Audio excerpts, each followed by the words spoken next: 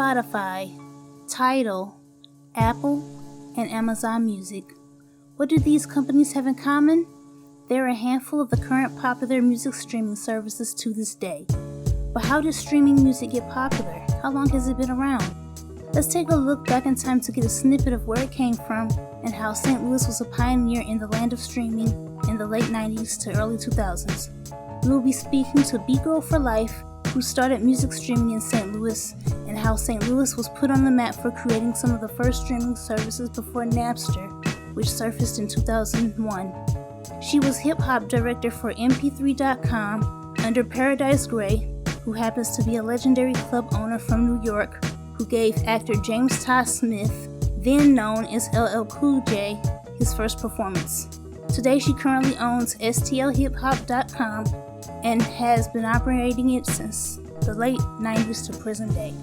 I'm talking to B-Girl right now, and she has been in the hip-hop scene for over 20 plus years in the city of St. Louis. She started the digital marketing. So, how did you know that digital music was going to be a big thing? I knew digital music was going to be a big thing when CDs were a big thing, because CDs were digital, just WAV files or MP3 files. When you look at just the transition of music, from physical music, you could look at how we went from analog, to FM quality, to CD quality, to now MP3 quality, and beyond. Look at Tidal.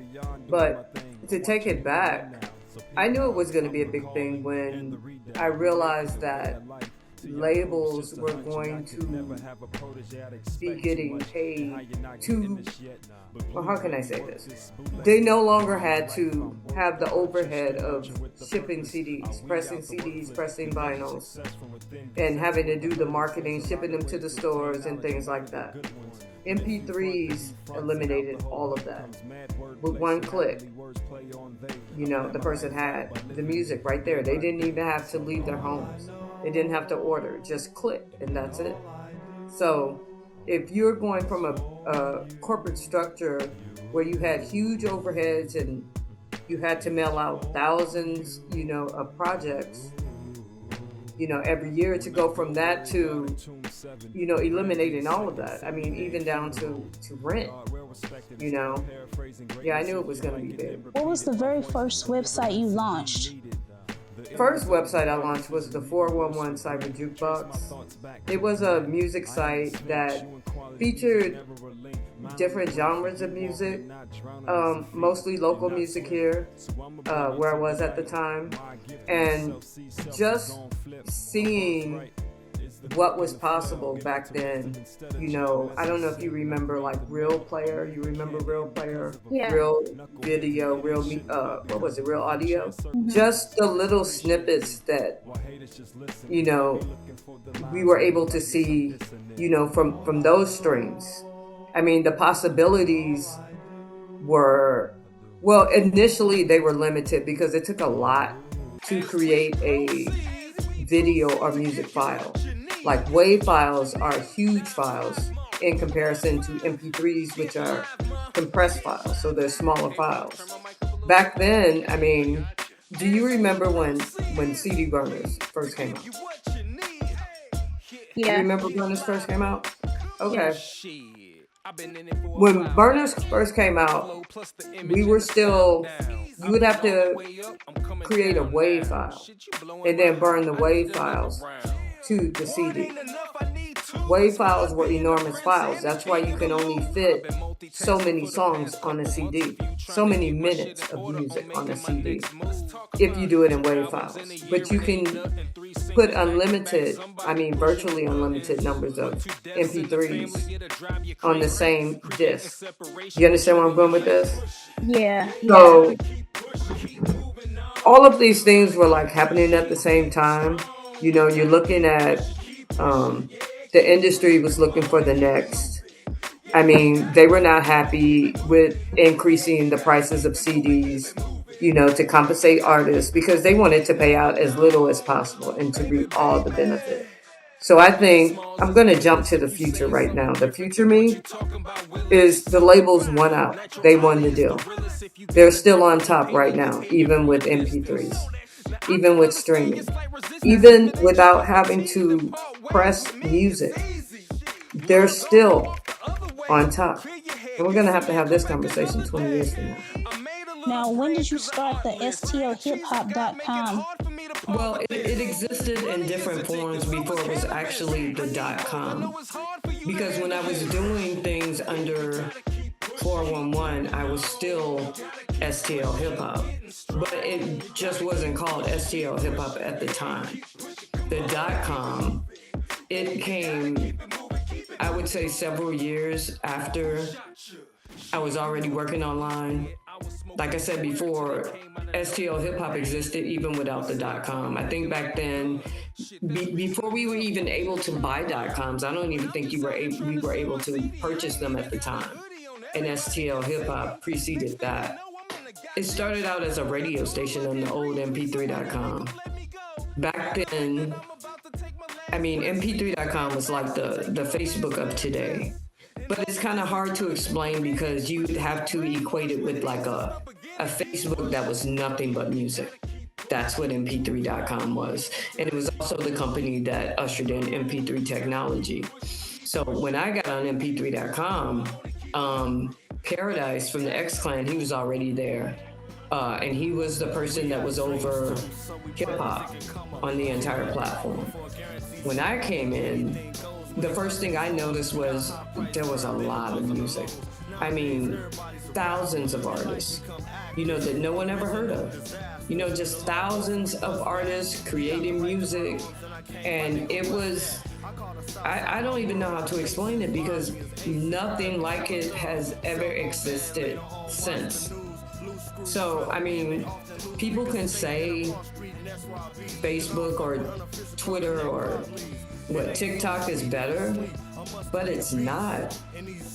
Because what we were able to do back then, I mean, you had a platform where producers no one ever heard of was making like thousands of dollars a month, streaming and downloading, just having artists come check out their music. But then of course at that time we were looking for the flaws, the chips, the doorways that we could exploit, and things like that. And that just really took it to another whole level. And I think that's really when the record labels got involved. Oh, you had a record label at one point. What was that record label, and how did that label work itself into digital music? The label started what was Diggable Records, NMA. It was a MP3.com label. And the way MP3.com was set up, you could become a member of their new music army, which was digital labels, basically.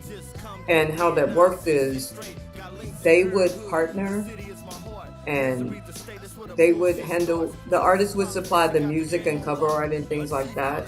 And MP3.com would take care of the, pressing the disc and the distribution, shipping it out and everything. And they would split 50-50. So artists were loving that. Master P, he was the first major artist that came on MP3.com.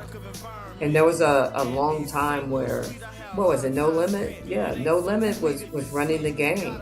They were one of the first MP3 labels, even though they did exist, in physical form. But they made big money. I mean, huge. When I think about Master P, and he talks about how he got his start, I think with like a $10,000 loan. And to see what he was able to do with that, just reaching the level he did on MP3.com, I knew No Limit was going to be huge. Back then, No Limit really did change the game. I mean, they were the only ones making commercials for their albums.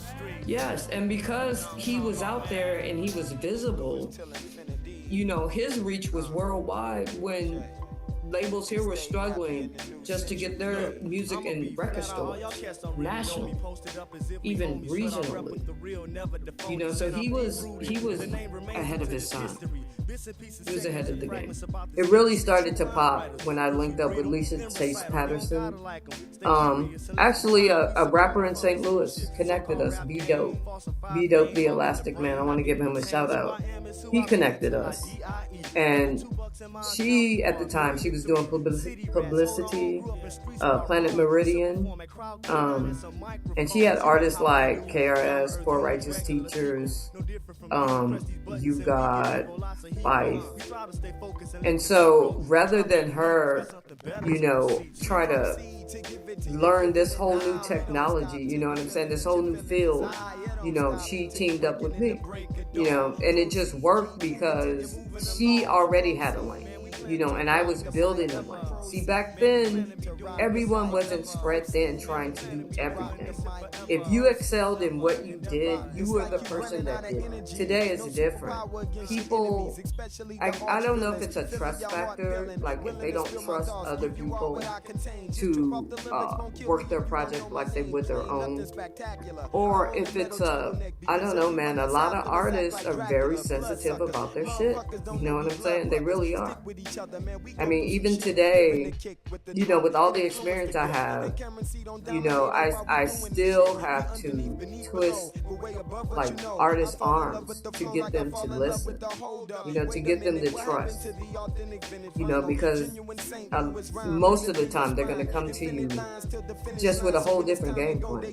They're going to already have in their head made up how they think things are going to go, and then here I come and burst that bubble.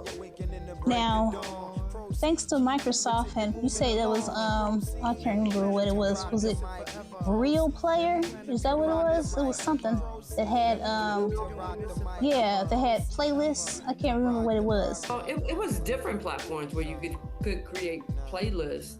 There was one, even CNET, download.com, CNET, somebody, they had downloads. I mean, everybody was trying to get into music. I think that everyone just saw that it was just a wide open market. I mean, wide open, global, and people just started coming, and before I knew it, a lot of the people who created some of the first hip hop sites, like when I was out there, they got bought out or taken over. They sold, you know what I'm saying? I know people who sold their outlets and made big bank. I never did, because I don't know, I guess just for me, I just wanted to see how far this would go. Not necessarily hip hop, but just all the new technology. Hip hop was just a teeny tiny piece of it, and it took time before video, before we had streaming video. It was long before there was YouTube. At one point, Google had video. It was Google Video. I think Yahoo had video, and then YouTube came out. Some people may not know that Google did not always own YouTube.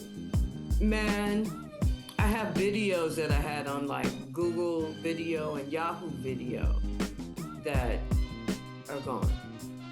Well, Google gave us notice. I think I was able to get some of those videos. But the Yahoo ones, man, you could kiss those goodbye. Just like anything you had left on MySpace. Girl, I had like 30-something thousand friends. Were they followers or were they friends? Where were they on Friends. MySpace? Friends, yeah. Like at least that many on like different platforms. I mean, like on B-Girl, STL Hip Hop, all that. I put in so much effort doing that. And when it all went away, that's when I decided, like, never again would I build on platforms that weren't my own. From mp3.com, stlhiphop.com, the Roku channel called STL Hip Hop TV, altblacknews.com, handsupdon'tshoot.com, planethiphop.com, and unsignedhype.org. B-Girl for Life continues to be a staple in the digital age. It has been able to adapt to the many changes that comes with technology over time. She continues to run these sites and many more even after the advent of AI. This concludes our segment on how St. Louis played a key part in music streaming in the early 2000s.